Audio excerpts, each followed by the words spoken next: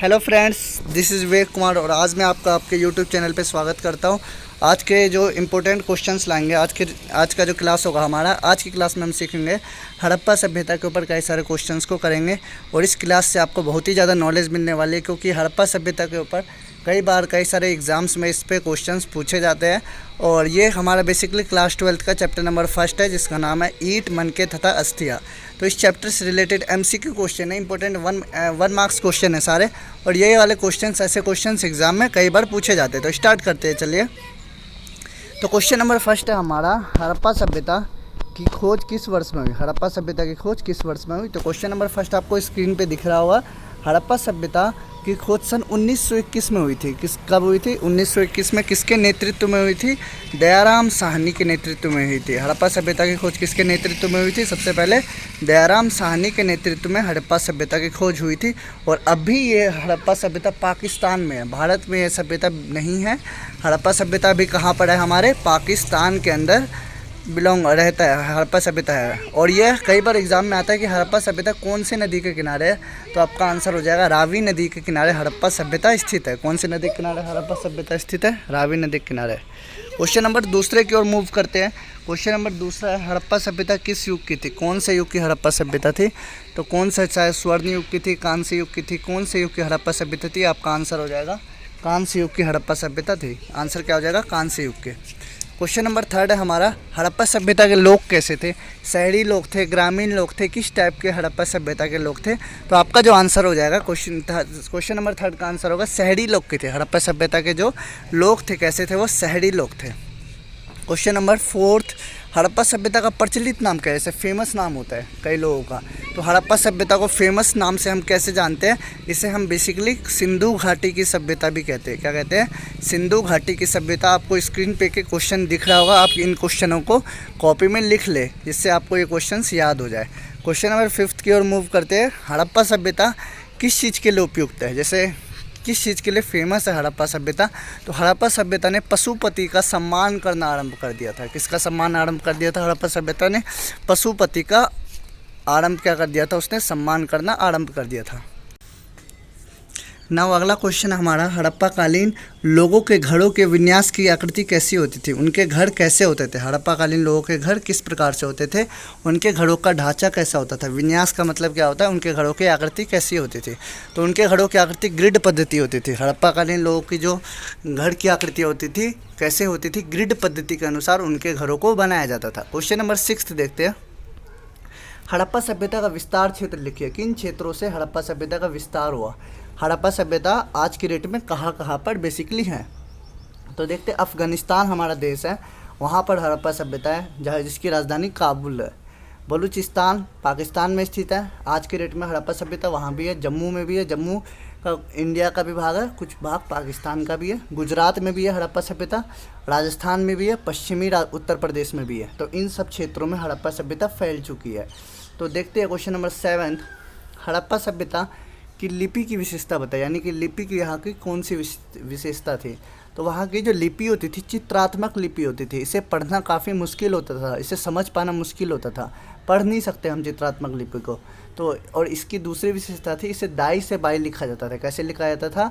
दाई से बाई लिखा जाता था। बेसिकली हम जो लिखते हैं वो बाई से दाई लिखते हैं। हम लेफ़्ट से स्टार्ट करते लिखना और दाई लिखते हैं, लेकिन वहाँ की जो लिपि होती थी दाई से, राइट साइड से लिखना स्टार्ट करते थे और अंत कहाँ होता था?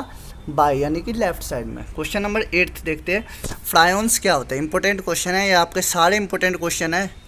चैप्टर नंबर 1 का क्लास 12 का है और कॉम्पिटिटिव एग्जाम के वजह से भी ये क्वेश्चन इंपॉर्टेंट है। फ्रायंस क्या होते हैं और इससे बने पात्रों को कीमती क्यों कहा जाता है? बेसिकली फ्रायंस एक प्रकार का पात्र होता है, जैसे बर्तन कह सकते हैं पात्र को।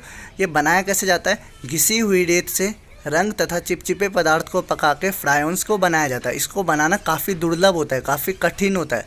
फ्रायंस जैसे बर्तनों को बनाना, यानी कि पात्रों को बनाना, छोटे पात्र होते हैं ये, और इनको बनाना काफ़ी दुर्लभ होता है। पुरातत्ववादी इन वस्तुओं को कीमती मानते थे, जो कि दुर्लभ होती थी और महंगी होती थी। फ्रायंस क्या होती थी? दुर्लभ होती थी, और ये पात्र क्या होते थे? महंगे होते थे। इसीलिए इन पात्रों को बनाना कठिन माना जाता था, इसीलिए इसे कीमती कहा जाता है। क्वेश्चन नंबर 8 को भी हमने कंप्लीट कर लिया। नाउ क्वेश्चन नंबर 9 की ओर मूव करते हैं। क्वेश्चन नंबर 9 इजी क्वेश्चन है बहुत ज़्यादा। हड़प्पा सभ्यता के निवासी कौन से देवी देवताओं को पूजा करते थे? तो आपका आंसर हो जाएगा शिव, मातृदेवी, पशु, पक्षी और वृक्ष। शिव की, मातृदेवी की, पशु और पक्षी और वृक्ष की हड़प्पा सभ्यता के लोग पूजा करते थे। नाउ क्वेश्चन नंबर 10 जो कि एक बहुत इंपॉर्टेंट क्वेश्चन है। क्वेश्चन नंबर 10 है हड़प्पा सभ्यता के किन्हीं प्रमुख 4 क्षेत्रों के नाम बताओ। ऐसे कौन से प्रमुख 4 क्षेत्र है जो हड़प्पा सभ्यता के?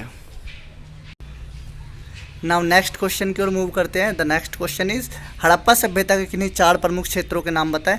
तो पहला क्षेत्र हड़प्पा सभ्यता का पहला नाम ही है हड़प्पा। दूसरा है मोहनजोदड़ो, ये बहुत ही प्रमुख क्षेत्र है।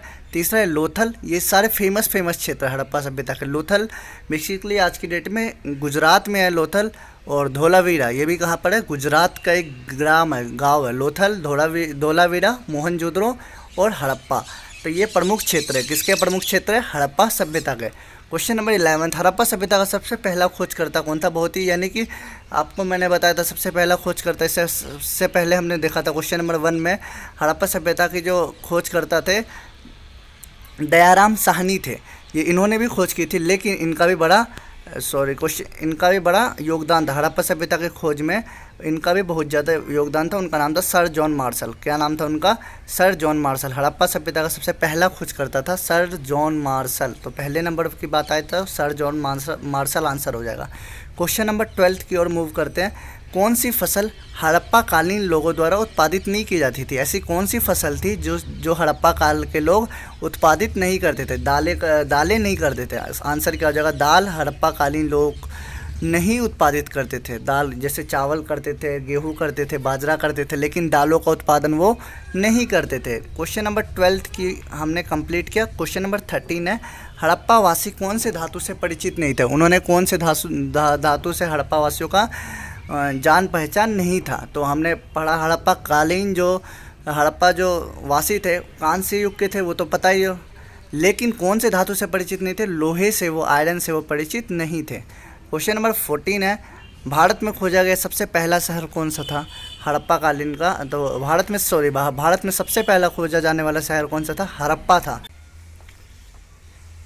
हेलो गाइस, तो हमारा ये लास्ट क्वेश्चन है हड़प्पा सभ्यता के प्रमुख स्थल बताएं। कौन कौन से स्थल हड़प्पा सभ्यता के प्रमुख है? तो नागेश्वर है हमारा क्वेश्चन पहला। सेकंड है बालाकोट।